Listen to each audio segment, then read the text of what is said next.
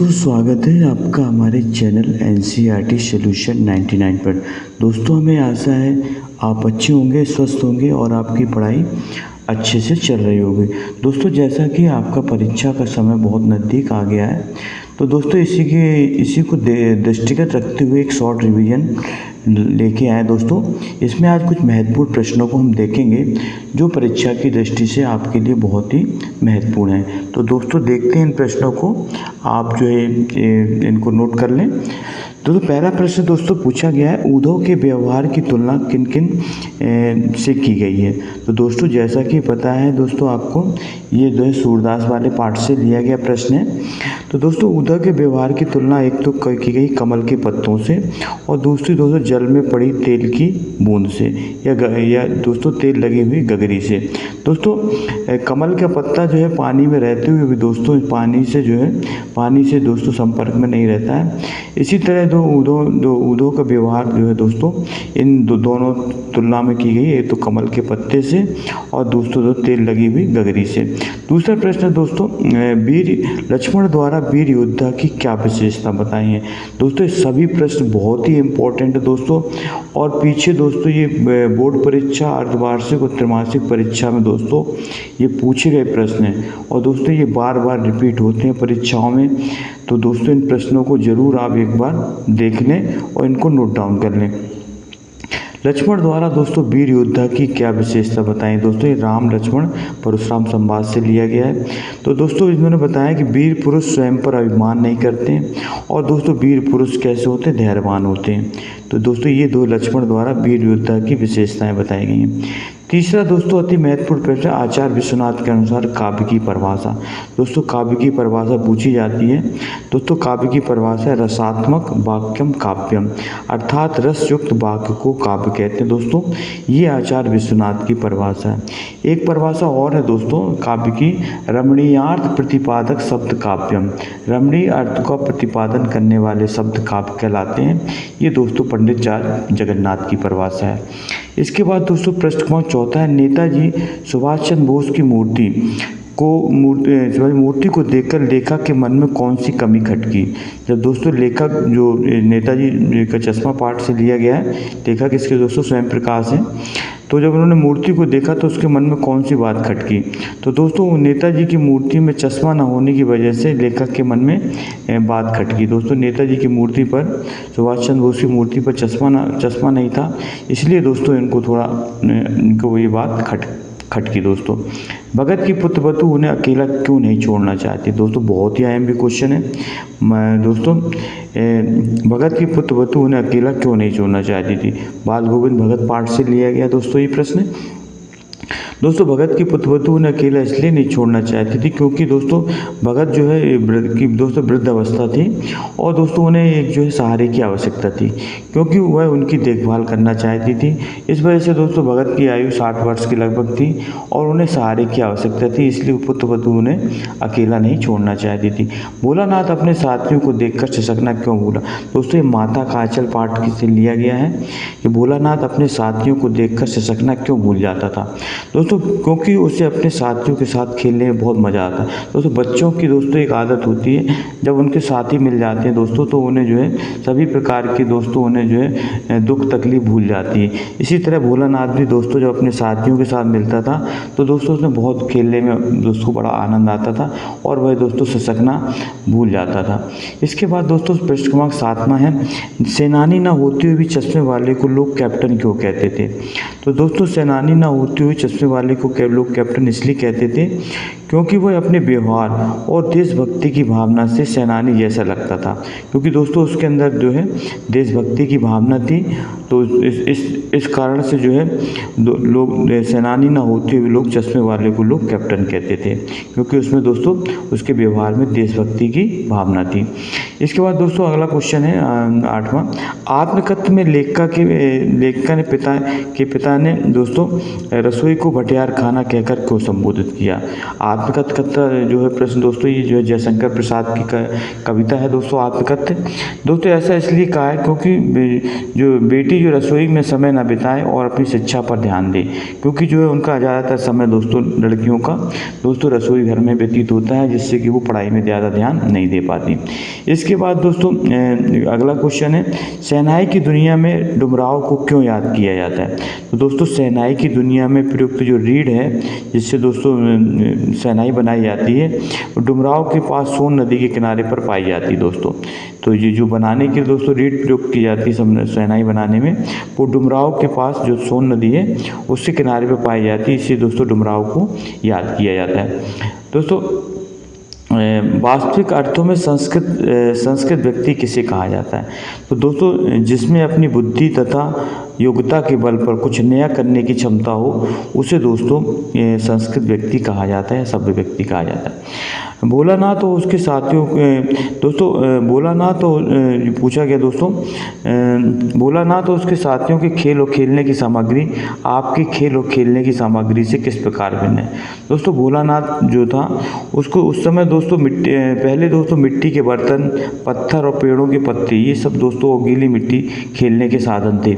मगर वास्तव में दोस्तों आज के डिजिटल ज़माने में ये सब चीज़ें गायब हो गई हैं दोस्तों। आजकल इनके स्थान पर दोस्तों video game, computer game, cricket वगैरह ये सब दोस्तों इन खेलों का प्रयोग होने लगा। दोस्तों पहले प्राचीन समय में दोस्तों मिट्टी के बर्तनों से खेलते थे लोग, पत्थरों द्वारा, पेड़ों के पत्ते और गीली मिट्टी इनका इस्तेमाल किया जाता। मगर दोस्तों समय के परिवर्तन के साथ आज वीडियो गेम, कंप्यूटर गेम और क्रिकेट का दोस्तों ज़माना आ गया है। इसके बाद दोस्तों अगला है, लेखक ने अपने आप को हिरोशिमा के विस्फोट का भोक्ता कब और किस प्रकार महसूस किया। दोस्तों तब जब उन्होंने विस्फोट के बाद के दृश्य और उसके प्रभावों को देखा। इसके बाद दोस्तों अगला क्वेश्चन है, लेखक का मन्नू भंडारी के व्यक्तित्व पर किन किन व्यक्तियों का प्रभाव पड़ा। तो दोस्तों एक तो उनके प्रभाव पड़ा था उनके पिता का, और दूसरा हिंदी की प्राध्यापक है शीला अग्रवाल। दोस्तों मन्नू भंडारी की प्राध्यापिका थी शीला अग्रवाल हिंदी की। इसके बाद दोस्तों ये सभी प्रश्न दोस्तों विगत परीक्षाओं में पूछे गए प्रश्न दोस्तों, और दोस्तों ये बार बार परीक्षाओं में दोस्तों ये प्रश्न रिपीट होते हैं, इसलिए दोस्तों इन प्रश्नों को आप अच्छी तरह देख लें। ये दोस्तों आपकी बोर्ड परीक्षा, त्रैमासिक और अर्धवार्षिक और सभी परीक्षाओं के लिए दोस्तों ये आपके लिए महत्वपूर्ण प्रश्न है दोस्तों। बिस्मिल्लाह खां को शहनाई की मंगल ध्वनि का नायक क्यों कहा जाता है। क्योंकि उन्होंने शहनाई वादन को एक नई ऊंचाई तक पहुंचाया दोस्तों। बिस्मिल्लाह खां एक मशहूर शहनाई वादक थे और इन्होंने शहनाई को दोस्तों एक नई ऊंचाई तक पहुंचाया। इन्हें दोस्तों इसलिए शहनाई की मंगल ध्वनि का नायक कहा जाता है। दोस्तों बाबू गुलाब राय के अनुसार निबंध की परिभाषा, दोस्तों बहुत ही महत्वपूर्ण परिभाषा है ये दोस्तों, इस पर आप IMP लगाएं, ये परीक्षा तो अक्सर पूछी जाती है दोस्तों। बाबू गुलाब राय के अनुसार निबंध की परिभाषा, तो दोस्तों इसकी परिभाषा देख लेते हैं। बाबू गुलाब राय ने क्या परिभाषा दी दोस्तों। निबंध दोस्तों गद्य की वह विधा है जिसमें कोई लेखक जो है एक सीमित आकार के भीतर किसी विषय का वर्णन या प्रतिपादन एक विशेष निजीपन, स्वच्छंदता, सौष्ठव और सजीवता के तथा आवश्यक संगति और संबद्धता के साथ किया जाता है। मतलब दोस्तों इसमें जो है एक आकार सीमित होना चाहिए निबंध का, दूसरा दोस्तों और दोस्तों उसमें जो है निजीपन होना चाहिए, विशेष निजीपन, स्वच्छंदता होना चाहिए, सौष्ठवता होना चाहिए। ये चार चीज़ें दोस्तों निबंध की विशेषता होती हैं, तो इनको आप याद रखना। सीमित आकार होना चाहिए और निजीपन होना चाहिए, स्वच्छंदता और सौष्ठव। तो इन चारों चीज़ों को जब दोस्तों मिला देते हैं तो दोस्तों बाबू गुलाब राय के अनुसार निबंध की परिभाषा बन जाती है। इसके बाद दोस्तों अगला प्रश्न है, अगला प्रश्न पूछा गया दोस्तों, स्मृति को पाथेय बनने से कवि का क्या आशय है। स्मृति को पाथेय बनने से कवि का क्या आशय है। दोस्तों ये प्रश्न है दोस्तों आत्मकथ्य जो कविता है आपकी जयशंकर प्रसाद की, उससे लिए पाथेय दोस्तों होता है रास्ते का भोजन, और स्मृति का मतलब होता है दोस्तों याद। तो दोस्तों इसमें लिखना है दोस्तों, कवि अपने दोस्तों प्रेम की मधुर यादों के सहारे ही जीवन जी रहा है। इसका अर्थ ये दोस्तों, कवि जो है अपने प्रेम की मधुर यादों के सहारे ही जीवन जी रहा है। इस प्रश्न का उत्तर दोस्तों, स्मृति को पाथेय बनने से कवि का क्या आशय है। इसके बाद दोस्तों अगला क्वेश्चन है, गोपियों के अनुसार राजा का धर्म क्या होना चाहिए। ये दोस्तों गोपियों के अनुसार राजा का धर्म पूछा गया, क्या है तो दोस्तों ये राजा का धर्म है दोस्तों प्रजा का कल्याण के लिए कार्य करने चाहिए। दूसरा है दोस्तों सत्य, धर्म और न्याय का पालन करना चाहिए और अपनी प्रजा को अन्याय से बचाना चाहिए। ये दोस्तों राजा का धर्म है अपनी प्रजा के लिए। इसके बाद दोस्तों परशुराम जी के क्रोध का क्या कारण था। दोस्तों राम लक्ष्मण परशुराम संवाद है, ये दोस्तों बालकांड से लिया गया है और उसके लेखक दोस्तों तुलसीदास हैं। ये बालकांड से लिया गया है। तो दोस्तों राम दोस्तों परशुराम के क्रोध करने का कारण था दोस्तों राम द्वारा शिव धनुष को तोड़ना, राम लक्ष्मण के दोस्तों राम लक्ष्मण द्वारा प्रश्नों का दोस्तों उत्तर ना देना। ये दो कारण थे दोस्तों। दोस्तों जो है शिव धनुष को तोड़ा गया था और दोस्तों शिव जो है परशुराम के गुरु थे, इसलिए दोस्तों वो क्रोधित हो गए थे। इसके बाद जो है प्रसाद जी दोस्तों अपनी आत्मकथा लिखने से क्यों बचना चाहे थे। दोस्तों प्रश्न है, प्रसाद जी अपनी आत्मकथा लिखने से क्यों बचना चाहते। देवी दोस्तों बहुत ही आईएमपी क्वेश्चन, इसको आईएमपी लगा लें दोस्तों, ये सभी क्वेश्चन दोस्तों आईएमपी हैं। तो दोस्तों प्रसाद जी जो है अपनी आत्मकथा को लिखने से इसलिए बचना चाहते थे दोस्तों कि उन्हें लगता था कि उनका जीवन कष्टों से भरा हुआ है, अतः वे अपने कष्टों को लोगों में बांटना नहीं चाहते थे और उनके जीवन में कुछ ऐसा नहीं हुआ जिससे वो लोगों के सामने रखें।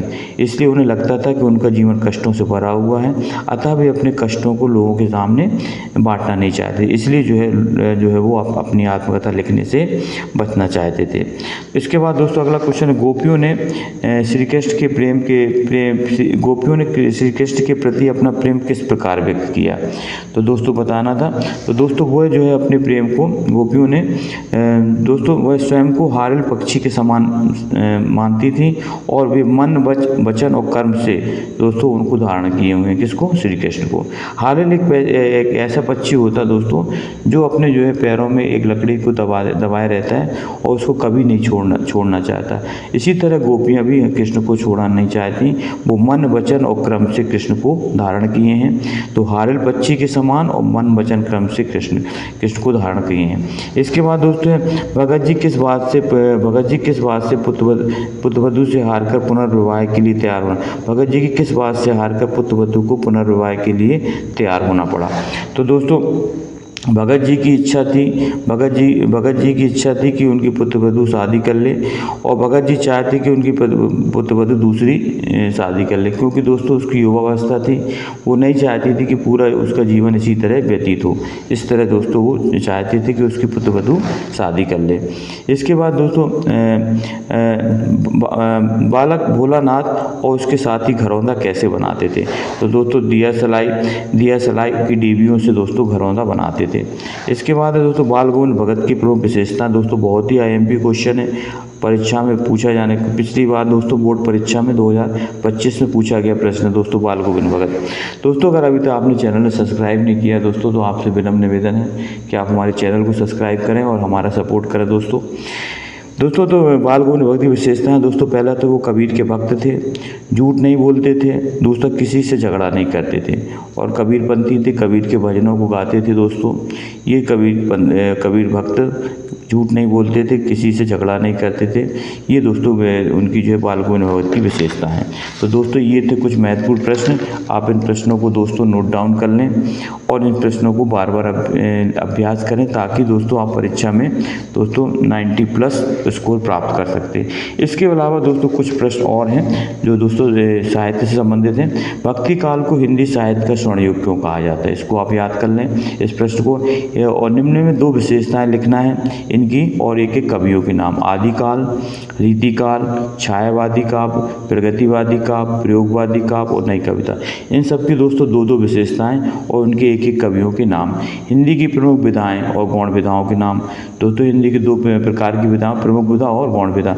कहानी किसे कहते हैं, 2 कहानीकारों के नाम। इसके बाद अंतर आपको याद करना, कहानी उपन्यास में, एकांकी और नाटक में, और जीवनी और आत्मकथा में। निबंध की परिभाषा दोस्तों बाबू गुलाब राय के अनुसार आप याद कर सकते हैं। संधि और समाज में अंतर, माधुर्य गुण, प्रसाद गुण, ओज गुण में अंतर, शब्द शक्ति क्या है, छंद किसे कहते हैं, कितने प्रकार के शब्द गुण क्या है, शब्द गुण के भेद। ये दोस्तों सभी प्रश्न दोस्तों बोर्ड परीक्षा में पूछे गए प्रश्न हैं और ये सभी दोस्तों आपके त्रैमासिक अर्धमासिक में दोस्तों आए हुए प्रश्न हैं।